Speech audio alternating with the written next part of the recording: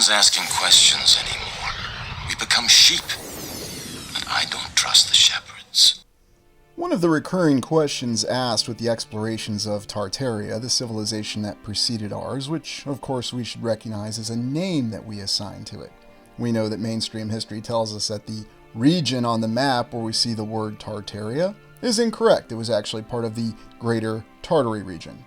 But the name is a reference to possibly a civilization that encompassed most, if not all, of the lands that preceded ours. The question revolves around, did this civilization do anything and everything at its beck and call to try to prevent its downfall? In other words, how did this civilization actually respond to the great crisis that it faced? Was it aware of the crisis that it was facing? That its very existence was facing a total annihilation? What is always so interesting, though, is we consider some of the facets about this great civilization. They managed to achieve balance. And what exactly do we mean when we say balance? Balance between what? Balance between a society and an individual? The needs of a society, the needs of an individual? Balance in terms of existing with its natural environment? These are goals that our current civilization tells us that we have, and yet for a variety of reasons, whether we want to attribute them to simple human weakness or the unfortunate reality of existence in many nation states that are competing for limited resources and limited time, because yes, time is always a resource, at least we're informed that it is, and therefore we are unable to achieve these grand goals that our current civilization has. But the past civilization seemed to be able to realize many of its goals. Many of its structures are still across the land, unless of course you accept the mainstream account that these structures make perfect sense, and that they merely happen to be attributable to the fact that many people studied the previous civilization. But perhaps one of the paradigms that we need to look at when it comes to understanding the final downfall of the civilization we refer to as Tartaria, we can find a parallel in the study of the fall of Rome and other great civilizations to explain how Tartaria handled the great crisis that it faced. But the other question comes to mind, what exactly incited this crisis? How could a civilization that was so incredible and encompassed most, if not all, the lands and all the people of the land could have ever been threatened by any sort of force? What kind of force was it that actually had the capability to challenge a civilization that was unified in purpose and had achieved balance? We look at some of the wondrous capabilities that we see in this Tartarian civilization, elements of transport and infrastructure that surpass our wildest dreams. But how did it fall? And we find that explanation by examining the ancient enemy, the threat faced by Tartaria. Now, it may simply be a coincidence that we oftentimes see the serpent or the snake that is depicted in original accounts of other civilizations and myths as some sort of adversary. Perhaps it's simply symbolism, because we can certainly find other elements of the serpent that represent some sort of symbolism that is part of knowledge, or the civilization actually advancing. The fact, though, that the serpent appears so frequently and so repetitively in many of our accounts of myth does give us the impression that somehow it represents that threat. Now, it's not to say that all serpents are bad, but we also have the threat of the very corruption of human beings themselves.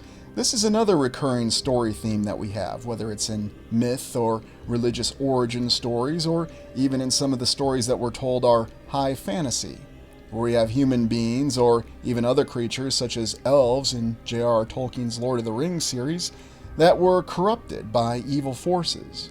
Is it possible that human beings are very susceptible to this? Is it possible that in the distant past they somehow managed to access other lands, whether this was accessing them physically or through portals or through some other technology that we can't quite grasp or understand, and as a result of which they managed to allow some sort of malevolent force access to their own land and their own civilization, and this force began to attack that civilization. We believe that there was a great conflict that initially the Fourth Era civilization, Tartaria, was victorious in. However, this malevolent force did not stop its attempts to overcome the civilization of Tartaria, and simply changed its efforts and its approaches, beginning to corrupt the very individuals that made up the civilization itself, and of course attacking the infrastructure and the institutions which it had built its civilization upon. Think of the very different elements of government suddenly becoming corrupted, perhaps even the great defense forces of the previous civilization actually having their honor codes subverted, finding themselves looking for their own benefit and not the balance of the benefit between the individual and the society. How easy would it be to disrupt that balance? And do we still see remnants of this intervention, this meddling, this corruptive influence that continues to this day? We can find no shortage of images that give us the impression that there is some sort of corrupted influence that continues to attack us on an individual level. And imagine this influence also affecting the entire society, the civilization that preceded ours. These are the kind of questions that we have to ask if we're going to fully understand exactly what happened in the distant past. Why the great civilization of Tartaria, and indeed the civilizations of the previous eras, actually fell. We can always attribute it to a grand reset event, or a hard reset as we like to call it, but yet we have to look into other details, because it seems as though there was much more that went into it. We are talking about the complete and total destruction of the knowledge base and identity of a previous civilization, and I will concede that that's not something that could easily happen. It would take a complete physical and individual destruction of that entire civilization to achieve these ends, to where an entire people would completely forget their past and be completely unaware of it. And even more disturbingly, these people would be malleable to being imprinted with an entirely new identity and a new concept of their past. In fact, you can keep people in a constant state of disarray by imposing upon them new identities every so often. You can change their entire social identity. You can even change what particular group they think they belong to. And even most disturbingly, you could actually change their individual identity. You could even control how people see themselves.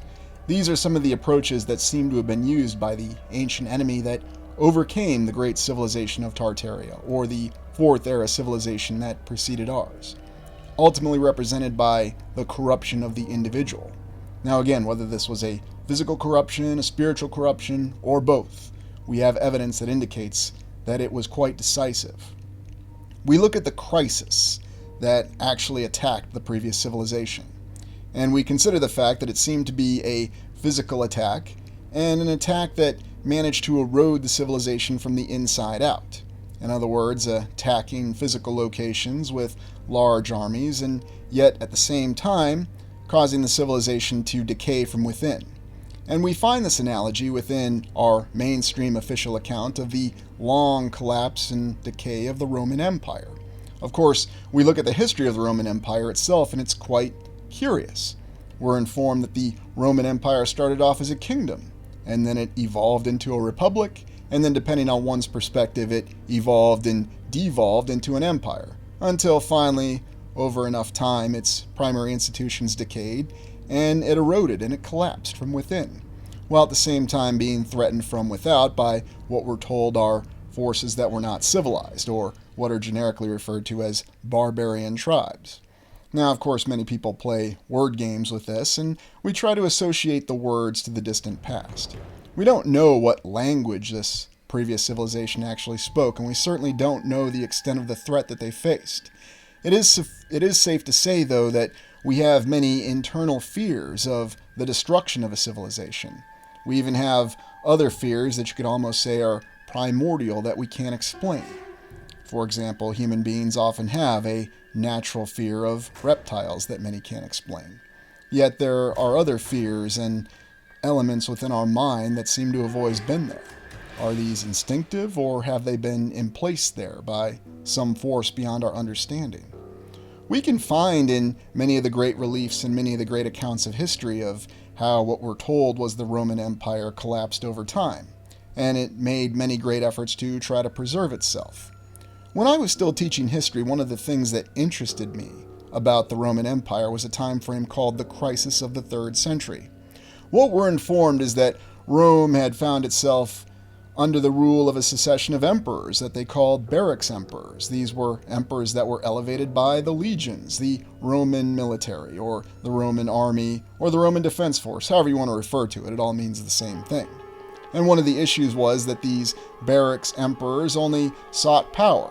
And as a result of a succession of these barracks emperors for decades, they eventually brought the empire to a state of near collapse. Indeed, by what we think of as the 270s, and remember this is mainstream history, the Roman Empire was on the very verge of total collapse, finding itself being threatened by multiple barbarian hordes and locked in not a typical civil war, but a three-way civil war with three factions. And at the same time, the Roman government was also being overrun by a pretender to the throne. Now, I always asked, how could any institution that had brought about such a decay ever recover from such a thing? And yet mainstream history informs us that Rome did indeed recover from this series of disasters, from these wars and all these threats at the same time. And how exactly did it do it? Well, understanding the response to this crisis may actually be telling us a very different account. Perhaps what we have are the few facts or the few events of reality that managed to reach us about how the previous civilization, the Fourth Era civilization, managed to respond to the crisis. And indeed, anything that we have that's preserved from it is because of this response to the crisis. We have to also look at what sort of factors were facing the people who were constantly in a state of fear, wondering if they were going to live to see the next day. Because if people are in that sort of condition, are they really going to be devoting themselves to carefully recording history? Or are they just going to be more focused on survival? That's always a question that we have, and it's something that we always have in difficulty. We also have to realize that the account of the Roman Empire ultimately never did make a lot of sense, because we're to believe that the very same institutions, the corruption of those institutions, namely the Roman legions, the Roman government, the very concept of an emperor itself, had brought Rome to the brink of total ruin. And yet somehow those same institutions were used to revive the Roman Empire and enable it to last another 150 to 200 years, again, depending on your perspective. Now, is this what really happened? Or is this actually an account of how leaders, particular individuals who were not corrupted in the previous civilization, attempted to save it, attempted to respond to the crisis that had faced Tartaria? Well, I leave it to you. What ultimately makes more sense? It had to have been a civilization that ultimately still had some vitality within its institutions. The response was restoring civilization, and indeed, even the individual who is most known for saving the Roman Empire, the Roman emperor known as Lucius Aurelian. And when I taught, I was quite interested by this individual because he was someone who rose through the ranks of the Roman military, but we have virtually no biography on his early years, his upbringing, or even some of his early military achievements. And there's even something more extraordinary in the fact that Lucius Aurelian might represent many different individuals, because we have others that we're told were the last Roman or the savior of Rome. Again, are they referring to Rome, or are they referring to another civilization, the civilization that preceded ours? And really what we have are the accounts of their last great leaders. Indeed, when you look at the many reliefs and even the faces on the coins, do these individuals not just look very generic? Do they not all look like they could be the very same individual? It gives the impression that a civilization such as Rome, that was supposedly still in existence and had broken apart and even had a divided empire over time, and even official history tells us that the Eastern Roman Empire existed only until 1,000 years ago, until it fell to the Ottomans. But so many different accounts of these great commanders, whether it was Lucius Aurelian, Belisarius, Trajan, or the other quote-unquote great Roman heroes, who just seem to be those individuals who rose up at the right time and through their own force of will managed to revive a corrupted institution with corrupted elements of that institution to be able to respond to a crisis. Or is it really the account of the great commanders, the last great leaders of the previous civilization, attempting to respond to the crisis? Because if you look at the coins, you'll see that especially that slew of Roman barracks emperors towards the end of the crisis of the 3rd century, whether you're talking about Aurelian, Diocletian, or any of the others, they all tend to look exactly alike. So what's really going on here? There's even other more recent figures in history, whether you're talking about King Baldwin IV or even Salah ad-Din, who seem to show traits of being individuals that seem to have more of a, perhaps, larger consideration in mind when it came to rallying their respective causes. Again, were these the national heroes that current history tells us? Or could they have been motivated, inspired by the actual leaders who tried to impose their efforts to save the previous civilization? We even think of the example that we have of Alexander the Great, and how Alexander the Great responded to the incursion by Gog-Magog.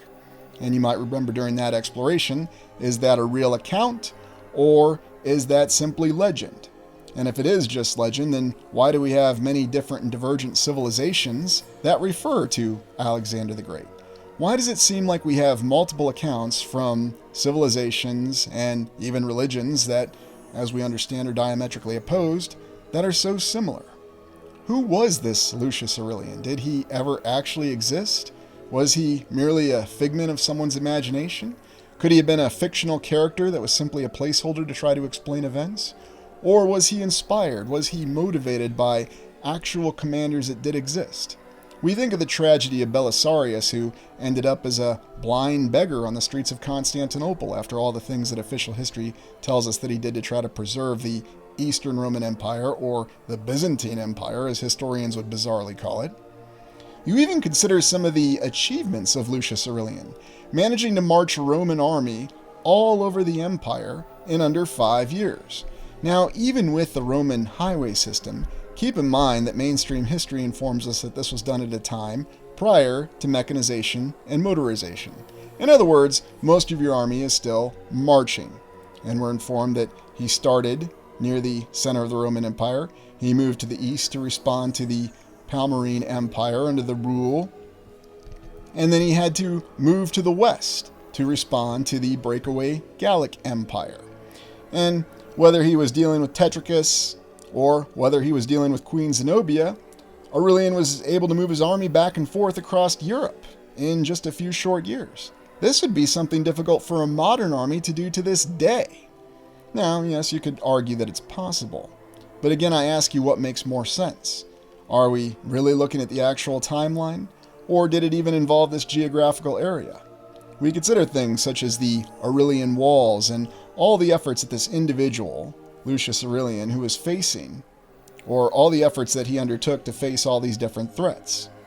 There was a 3-way civil war, there was a revolt, there was even an issue with the acceptance of religion, the currency had to be reformed, there was also the unrelenting and difficult, questionable loyalty of the army. Official history tells us that Lucius Aurelian was assassinated by his own bodyguard. And yet, despite all this instability, despite all of these corrupted institutions, somehow Rome managed to survive. It never really made a lot of sense to me. And when you look at how the Aurelian Walls just happen to encompass this particular pyramid, yes, they go around a pyramid in Rome to this day, and you look at the infrastructure achievement at that time, I never really thought it made a lot of sense. You had a people in Rome that were facing annihilation from barbarian hordes. They were locked in a 3-way civil war. And yet they were kept busy building the Aurelian Walls during that time that stood to this day. And Aurelian's response to these invasions in this 3-way civil war was not to be defensive, but he was offensive. He moved his army back and forth in a tremendous feat of logistics. You look at some of these older images, and it's even questionable in terms of the existence of the Aurelian Walls. What's its actual history?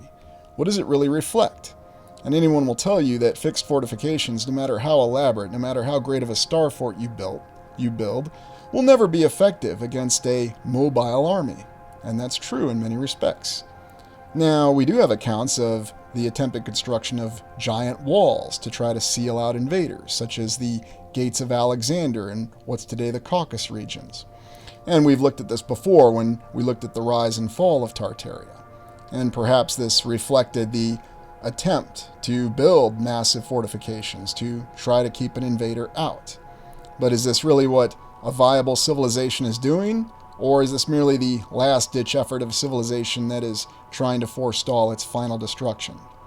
I leave that to you, but when you step far enough back and you look at all these accounts and you see the ways in which they conform and where they make the most sense, it does seem to add up that the previous civilization was taking every last measure to try to simply survive. No one was building these elaborate static fortifications because they were just simply trying to conquer another nation or trying to survive the assault of another nation. It seemed as though they knew that they were facing some sort of overwhelming force. And again, I ask you, what makes more sense? Because some of the infrastructure achievements of the Romans never really added up, unless you want to accept the fact that a bunch of people wearing togas and, for some reason, having very fanatically loyal legionnaires who were always mutinying every chance that they got, and then an entire enslaved population, which, of course, also rebelled, rightfully so. Somehow they were able to achieve all these wondrous infrastructure and building achievements that we still can't really match to this day. Who knows, maybe someone will build the Pantheon here in the next couple years, but I'm not going to hold my breath. The real intention behind this exploration, though, is to consider the Crisis of Tartaria. And I ask you, do these accounts that we have, are they really regional accounts that refer to particular nations, or are they all the same account? We're referring to the attempts by this civilization that preceded ours to try to survive the coming onslaught. We suspect that they faced physical threats that were beyond things we can begin to imagine. And there was also the event of the hard reset that was going to follow that. There seemed to be indications that certain individuals or certain leaders within the civilization were aware of this impending reset. But what exactly was their intention behind it? Did they really want to try to help the remaining surviving population help or survive this reset? Or were they already corrupted themselves by the influence from the ancient enemy? Were they actually all part of the plot to try to eliminate the remaining population by telling them or deceiving them that they would be safe underground, and therefore controlling the population to go to these underground areas? And we know what happened in these underground areas, and it wasn't anything good or for the survival of the population. It was ultimately for their destruction. Consider how the crisis of the 3rd century might have looked if it really was a conflict that encompassed all the lands, with technology that's far more advanced than we begin to imagine. Imagine if you had airships, mechanized and motorized transportation, the ability to rapidly traverse the land. Then suddenly, Aurelian's rapid redeployment of his army makes a lot more sense. Many questions of logistics are actually answered. Now, this could all be incorrect, and as I always say, it may be that the mainstream historical account is accurate. But every time we look at it, every time we examine it, and every time we question it, we always have more questions and more inconsistencies than we started with. And yet, when we have other theories that answer these questions, such as a more capable civilization that had more means of infrastructure and technology at its disposal, it does make perfect sense. And it does actually answer many of the questions without leaving lingering questions. Now, you're certainly welcome to respond in the comments and let me know what you think about this. Is this simply some sort of fantastical theory that there's no way that this could be true? Or is it possible that there was a much higher level of technology, and the crisis of the 3rd century in Rome was really referring to the crisis of Tartaria? Let me know what you think in the comments. We're going to look now at the cycle, the great cycle that we may be locked upon.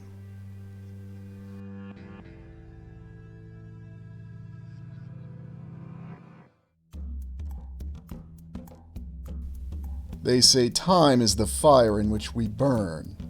Every element of our lives is guided by time. Some even go so far as to say that time is a school in which we learn. These are the sayings that guide our lives, and how many things in our individual lives and in our collective lives, our societies, are guided by the concept of time. We think of cycles, and we often measure cycles as functions of time. Time unit is a cycle in and of itself, guided by the very rising of the sun, or the moon cycles. There are so many different ways to look at time. And yet, does time really even exist? Or is it merely a function of our perception? Different calendars and different civilizations attempting to implement influence and guide the actions of many individuals, through one of the primary control mechanisms being time. In this exploration, we'll look at the cycles. Who is is here to help the barbarian with the gauntlet of steel. Who are you? Never mind. The barbarian is to be killed at any moment. We must save him. Unlock this door and leave that door! The Great Cycle. Is it possible that our entire existence is merely guided by a cycle of some sort? Do we have events that have a definitive beginning, a middle, and an end? And are these events wrapped around on themselves in a vicious circle of infinity in which we can never escape? This seems to be the nature of our individual lives, but think on all the structures, buildings, and civilizations that we've explored on this channel. They all had a definitive beginning, a middle, and an end when it came to their construction, regardless of who you may believe is responsible for the construction of these wondrous structures. The individuals who rapidly settled the United States in the 1800s and their plans to rapidly erect these structures in the 1800s. Consider how time was a function of this, time being used as the guideline to establish the acquiring of resources, the acquisition of labor, all the other facets that go into planning and completion of the construction of these edifices. Now, whether you think this was done by the people that we were told were responsible for it, another civilization entirely, or maybe even some sort of divine intervention, these structures do exist. And we know that these structures have existed through various time cycles that have passed. But why is it difficult for us to really perceive time? Is there a reason why we have such a fixation on certain increments of time? It's safe to say that the increment of what we think of as 1,000 years comes up quite frequently. And not just from one particular perspective when it comes to studying and understanding our history and our past. There are many great religions that attribute importance to the millennium, the 1,000-year period.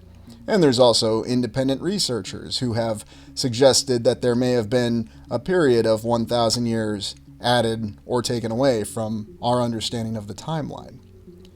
Why is it so important to understanding our overall great cycle, our master cycle, if you will, in terms of what time really is?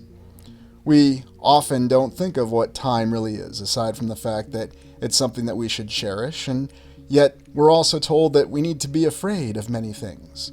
We need to act now because there is a time limit on what we need to do. Indeed, if you remember the character Soren from Star Trek Generations, he said that we leave so many things in our lives unfinished. I know you understand this. And there are many other examples where we feel that we are on a time crunch, whether it's completing a suspense for our daily work or perhaps achieving a life goal that we set for ourselves. But what does it all matter if we are operating according to some other cycle? We look at many of the ancient structures and we consider some of the oldest and how they were laid out to measure great cycles. And yet we can even see it in other structures that were informed or more recently constructed, and yet they all operated on the same principle. So were these structures really simply built to act as tombs? Or were they great calendars? Or did they function as something else entirely? Structures where people would congregate during certain cycles in order to have their individual energy recharged, as some would suggest. Indeed, you could argue that from a perspective, modern religious buildings, regardless of the faith, do serve and fulfill this purpose.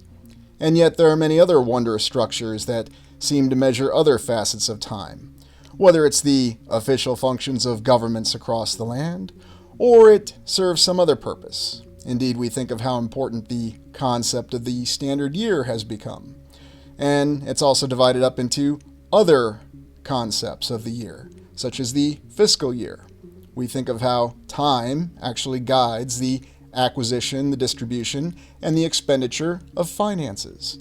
It's amazing how time is wired into essentially everything that we do, every function that we have. But it goes back to the original question.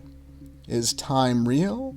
Or do we simply assign a meaning to time? Do we simply believe that there is a cycle when in fact there is no cycle? We can certainly observe the changes with the days, with the rising of the sun, the setting of the sun. We can also observe the moon cycles and the different appearances of the moon. We can even measure shadows and look at photographs and try to ascertain what time of day the particular photograph was taken. But one of the most challenging things for us to really understand is a grander concept of time. And perhaps that's the reason why the question is posed so many times. Why is it that we do not have a grander understanding of a larger concept of time? Perhaps one of the most famous examples would be the Mayan civilization and their efforts to establish a grand cycle, or a long count calendar, as our modern scholars refer to it as. Now, is this what they actually called it? Who knows? Perhaps they had a much more elaborate and defining name for it.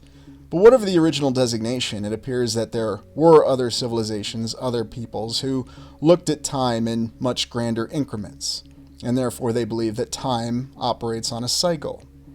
And wherever you are in the land, whether you're in the greatness of Europe, North America, South America, Australia, Asia, Africa, Antarctica, or perhaps some other continent that may only be imaginary in our minds, you realize that the foundation in the passage of time plays a very prominent role in your life, regardless of whether you accept time as something that's real or not. It's very similar to the way that money tends to operate. Many of us know and think and believe that money is merely as valuable as we attribute to it. In other words, it's subjective. And yet many people believe and push the idea that money, like time, is objective. There is no relative value to either one. A second is a second. A dollar is a dollar. A euro is a euro.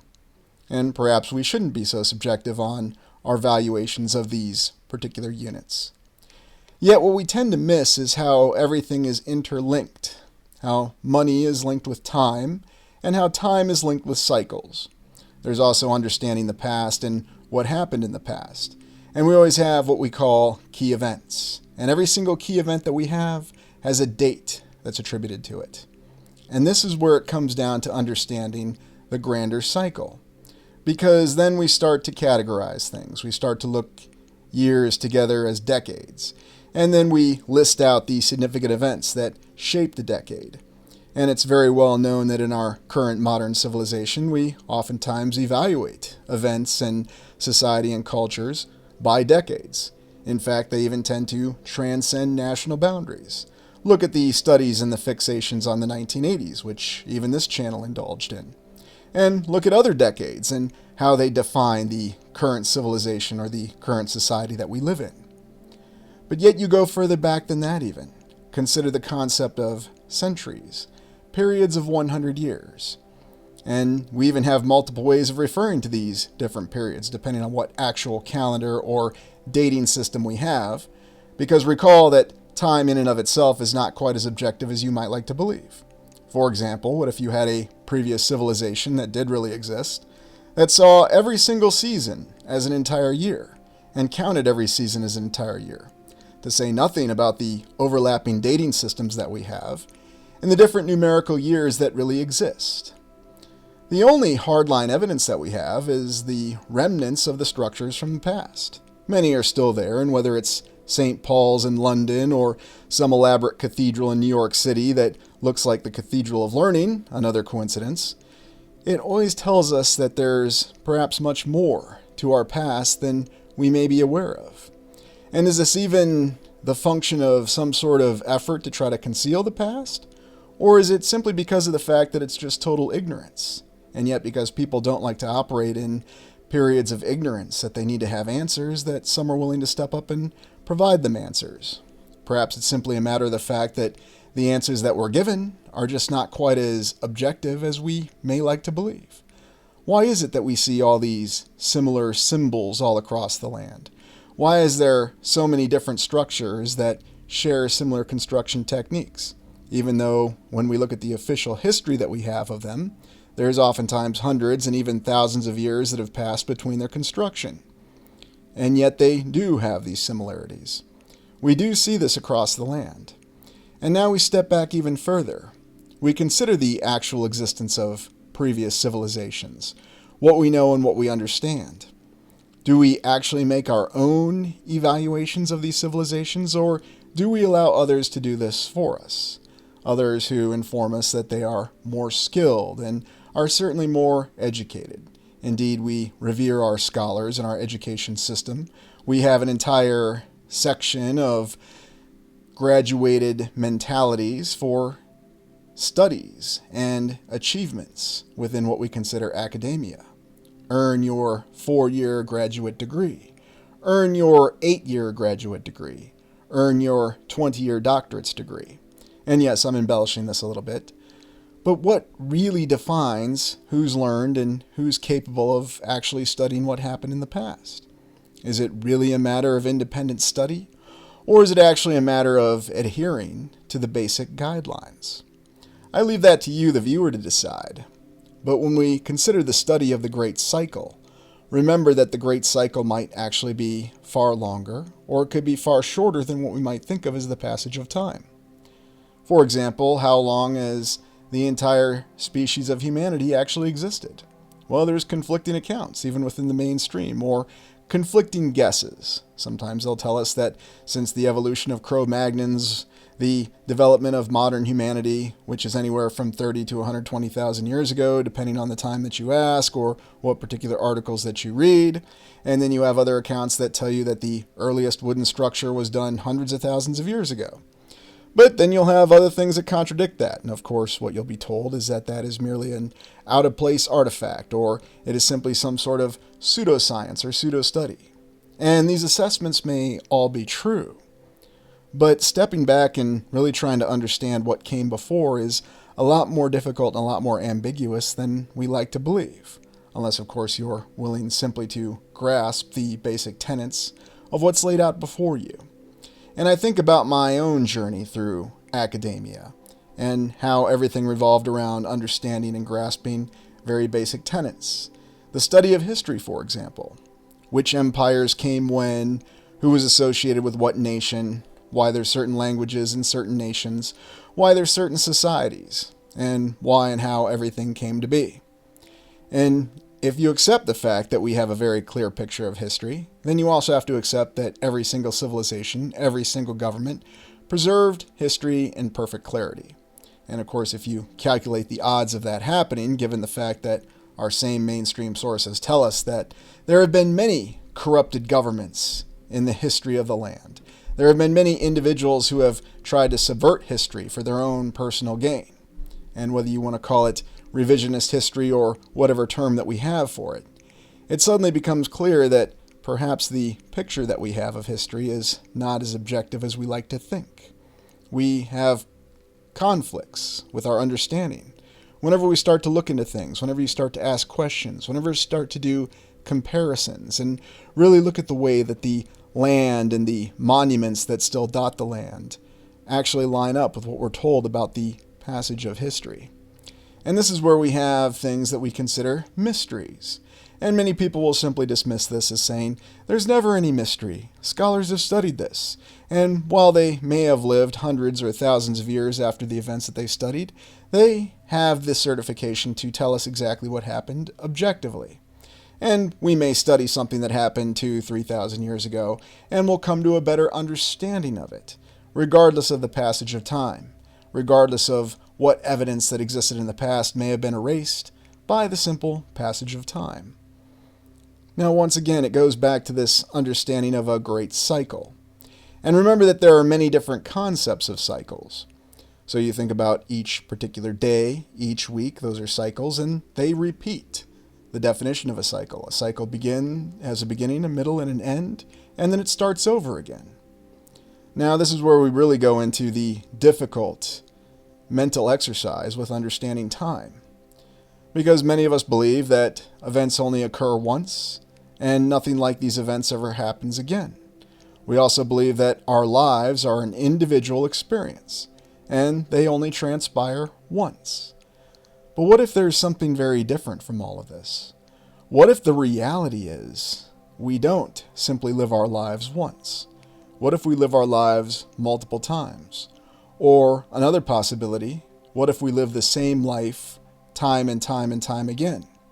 Perhaps that's the explanation for why we have feelings of deja vu. Or even the much derided Mandela effect, which many people, of course, say is a psychological operation. And again, it all may well be true, but if it is a psychological operation, awareness of it would certainly defeat the purpose. There's so many things out there in the land, though, that give you clues and complexities that our understanding of our objective existence is very lacking for many reasons. There are far too many inconsistencies for us to simply dismiss. And when we look in terms of how some of the, how shall we say, legendary or mythical civilizations really understood the passage of time, they didn't just break it down into months, years, decades, centuries, or even millennia. They went further. They considered things in terms of ages or eras. And what were they really describing? Many civilizations often refer to 5 ages or 5 eras, and indeed that's the inspiration for the channel's current theory of understanding the passage of time. But you might be aware that the channel does not assign an actual set number of years to any of the 5 eras. And the reason for that is because, quite frankly, it's impossible to know or understand. Now, we can certainly make educated guesses, but how educated are those guesses?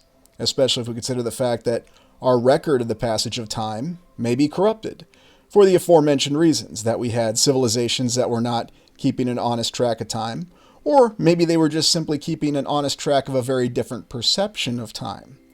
The simple example being the 4 seasons being counted as 4 years. There are so many different types of calendars and methods that we've had in the past of actually measuring the passage of time. Now, the really hard question that we have to ask, is the passage of time really so objective? Or does it really depend on the civilization, on the instruments that they've devised? And this is why people say that perhaps the passage of time is not quite as objective as we like to think. That there's a lot more interpretation that comes into it. And therefore, could it be possible that you could actually change the entire concept of time? And suddenly time no longer becomes the fire in which we burn. Time suddenly becomes the fire in which the controlling forces are able to use to burn the individual. Or if not burn the individual, then to totally control the individual throughout their entire existence. Indeed, some would even argue that time is one of the 3 major functions of control. The other functions, of course, being patronage and finances. Those seem to be the artificial controlling mechanisms that are imposed upon us. But why do we have many historians and scholars, archaeologists, and others in the mainstream who focus on understanding the long count calendar? Why do they focus on understanding how time may have been measured in other civilizations? It's also worth noting that one of the most enduring cycles that we have, that we looked at on this channel, the Saros cycle, actually came from the Neo-Babylonian Empire. At least that's how we were told to think of it as. In other words, measuring the time frame and understanding exactly when eclipses would occur. This apparently was plotted out in the very distant past, despite the fact that today we have many advanced mechanisms and modern technology that should enable us to achieve a much more precise measurement of time. Yet when you really look into even the records of the mainstream, it's quite intriguing to think of the fact that many of our basic methods of tracking time to this day are much older than we like to think. Now, of course, this is where people say this is the objective evaluation of time. The sun will always rise and set during the same time frame. We'll have the exact same fallout of the eras or the ages, however you want to think of them, and then think of it as a cycle. There's a beginning, a middle, and an end, and things begin again. And that is the cycle. There's cycles to everything. There's a life cycle. There is a cycle of life for a civilization. There is a cycle of existence that comes around for our most fundamental beliefs. We even have creation myths in many of our religions. And then, of course, our mainstream science tells us that they know exactly how existence started, or they have a very definitive theory which they can prove beyond any shadow of a doubt. And whichever belief that you tend to embrace, or whichever perspective that you come from, it is intriguing to note that cycles in time transcend all of them. Yes, there's different accounts and there's different origins, but they all function the same way. A beginning, a middle, and end, and things beginning again. Always operating within cycles. Consider the possibility of reincarnation or multiple lives. Perhaps it's nothing like that, and the reality is some will consider that our existence here is merely a trap that we fall back into. Every time that we die, we're born again, and we get to live it again. There's also another perspective that says that we have the collective memory somewhere in our minds of our ancestors and all those that came before us. somehow through some means we could potentially access it. And if you've ever read the original Dune novels by Frank Herbert, there's actually quite an account of how this may even be possible. Again, it might just simply be a science fiction story from a very wonderful author who had incredible creativity and imagination. But there's other accounts behind it. There's other alternative means of looking at understanding the mind. And all of these perspectives always rely on understanding cycles. And indeed, many of the older civilizations, the older legends and the older myths that guide and bound many of the things that we look at, operate in the concept of cycles. And finally, I'd like to mention, what if we're actually in a simulation, or a reality, or it's a dream? Does time matter as much? Consider the variations in the passage of time if we're in a dream.